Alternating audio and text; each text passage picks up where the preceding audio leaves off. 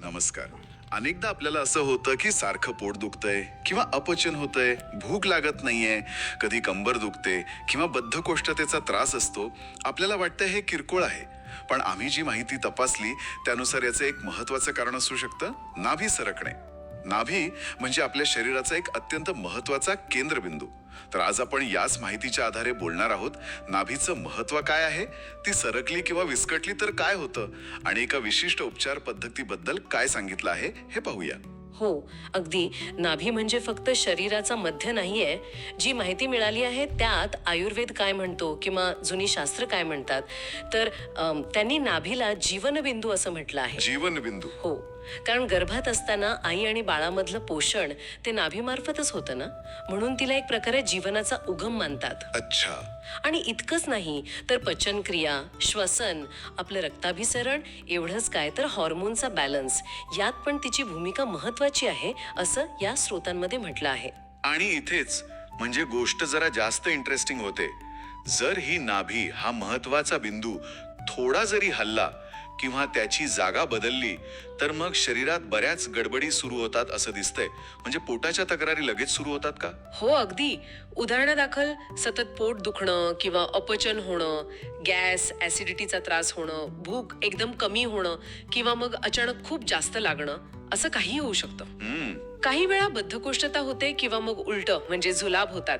ही सगळी लक्षणं असू शकतात. अच्छा. आणि स्रोतांनुसार महिलांमध्ये मासिक पाळीच्या तक्रारी म्हणजे अनियमितता किंवा जास्त त्रास होणं यामागे पण नाभीचं असंतुलन असू शकतं. म्हणजे फक्त पोटापुरता विषय नाहीये हा. नाही, तसं दिसत नाहीये.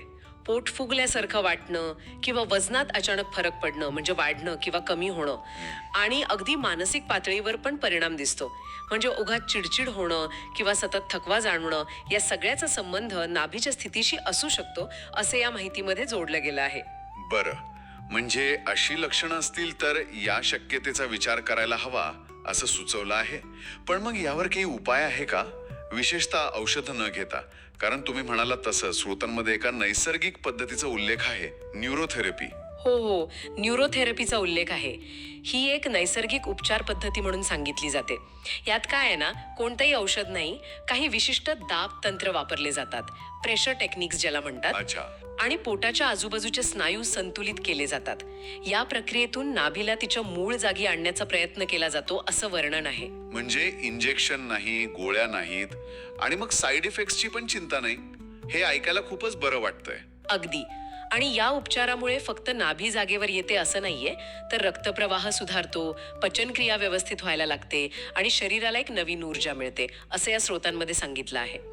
ही पद्धत अगदी सोपी, सुरक्षित आणि परिणामकारक मानली जाते असंही त्यात म्हटलं आहे. तर मग ज्यांना अशा प्रकारच्या समस्या आहेत, म्हणजे वारंवार पोटदुखी, अपचन किंवा अशा तक्रारी, त्यांनी नाभी सरकलीये का या शक्यतेचा विचार नक्कीच करायला हवा. हो, बरोबर. आणि मिळालेल्या माहितीनुसार न्यूरोथेरपी पुणे सारख्या ठिकाणी अशी नैसर्गिक, सुरक्षित आणि औषधांशिवाय उपचार पद्धती उपलब्ध आहे.